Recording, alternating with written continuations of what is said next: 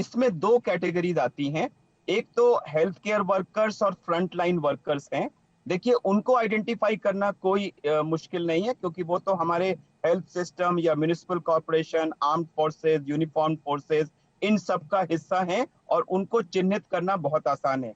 जहां पर 50 के ऊपर की पॉपुलेशन है विद कोमॉर्बिडिटीज, जिसमें भी 60 प्लस को पहली कैटेगरी रखा गया है, कैटेगरी ए, और 50 टू 60 वालों को उसके नेक्स्ट कैटेगरी में रखा गया है। उनमें कोमॉर्बिडिटीज को आइडेंटिफाई करना वो एक चैलेंज आएगा, क्योंकि कोमॉर्बिडिटीज बहुत सारी हैं, उनका लेवल्स, अब किसी को किडनी डिजीज है तो किसी को माइल्ड है, किसी को मॉडरेट है, किसी को सीवियर है, तो वहां पर थोड़ी सी प्रैक्टिकल डिफिकल्टीज उनको चिन्हित करने में आएंगी। लेकिन उसके साथ साथ मैं दो तीन चीजें बहुत क्लैरिफाई करना चाहता हूं कि यह एक इफेक्टिव वैक्सीन है, यह एक सेफ वैक्सीन है।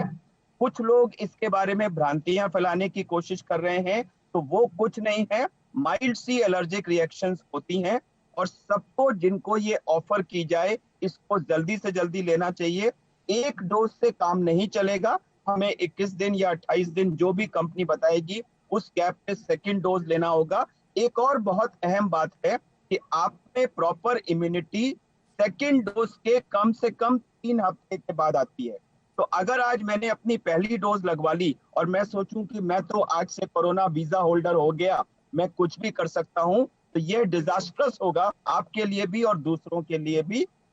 सेकेंड डोज के 3 हफ्ते बाद तक आपको प्रिकॉशंस रखने पड़ेंगे। और एज ए डॉक्टर मैं तो ये कहूंगा कि इवन इफ आप पूरी दोनों डोजेज लगवा लें, 3 हफ्ते बीत जाएं, उसके बाद भी मेरी एज ए डॉक्टर एडवाइस होगी कि कृपया जब तक पूरा देश इस कोरोना से वैक्सीनेट नहीं हो जाता, इनफैक्ट पूरा देश क्यों, जब तक हर व्यक्ति वैक्सीनेट नहीं हो जाता, हमें ये जो 3 पिलर्स हैं, सोशल डिस्टेंसिंग, मास्क और हैंड हाइजीन, और अननेसेसरी एक जगह भीड़ नहीं लगाना, इकट्ठे नहीं होना, इन 4 जो चीजों को श्वेता जी हमें करते रहने पड़ेगा।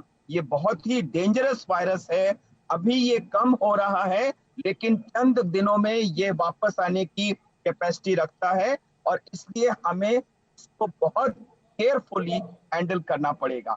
तो वैक्सीन एक बहुत अच्छा स्टेप है, हमें उस वैक्सीन को यूज करना चाहिए, लेकिन उस वैक्सीन के साथ में हमें जो social distancing, mask, hand hygiene, unnecessary भीड़ नहीं करना, ये जो प्रिकॉशंस हैं, इनको किसी कीमत पर नहीं छोड़ना है। अगर वैक्सीन की वजह से हमने लापरवाही बरतना शुरू की, तो वैक्सीन रोल आउट तो एक तरफ चलता रहेगा, लेकिन हम हो सकता है कोविड का रीसर्जेंस, थर्ड स्पाइक या फोर्थ स्पाइक देखने लगे, और एज ए डॉक्टर मैं कभी नहीं चाहूंगा कि हमारा देश ऐसे हालात से गुजरे। इसलिए आपके चैनल के माध्यम से मैं सभी लोगों से अपील करता हूं नव वर्ष के अवसर पर कि कृपया सोशल डिस्टेंसिंग, मास्क पहनना, हैंड हाइजीन, और जब तक अनअवॉइडेबल ना हो एक जगह इकट्ठे होना, और खासकर से किसी बंद रूम में बहुत सारे लोगों का इकट्ठा होना, ये सबसे डेंजरस होता है। इसको अगले 4, 6, 8 महीने तक कृपया अवश्य अवश्य अपनाएं।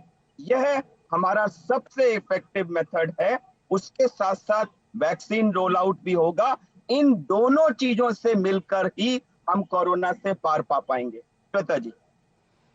जी, लेकिन डॉक्टर भंसाली देखिए ना कि वाकई स्थिति ऐसी ही है। हर प्रदेश की जो राज्य सरकारें हैं उन्हें बाकायदा नियम, मुंबई के लिए भी ये है कि आप कितने बजे से कितने बजे तक रात के समय बाहर नहीं निकलें।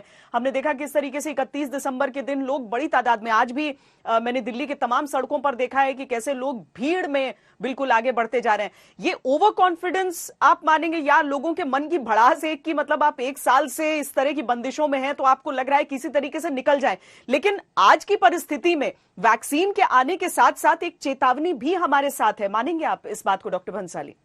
जी जी जी श्वेता जी, एक तरह का बहुत बड़ा चेतावनी है। लोगों को ओवर कॉन्फिडेंट नहीं होना चाहिए। जिन्होंने अपने परिजनों को, अपने घर के मेंबर को जिन्होंने खोया है, उनका दुख उनको ही मालूम है, या जो व्यक्ति कोरोना से पीड़ित हुआ है उनको मालूम है कि उनको रिकवर होने में कितना लंबा टाइम लगा, किस तरह से फाइब्रोसिस हो जाता है, किस तरह से वीकनेस आती है, एक सिंपल फ्लू या उस टाइप का वायरस नहीं है। तो लोगों को ये ओवर कॉन्फिडेंस में नहीं आना चाहिए कि नहीं सब ट्रीटमेंट आ गया, सब हो गया, अगर मुझे हो गया मैं ठीक हो जाऊंगा। इट्स नॉट डेंगू, मलेरिया या लेप्टोस्पिरोसिस उस टाइप का डिजीज नहीं है।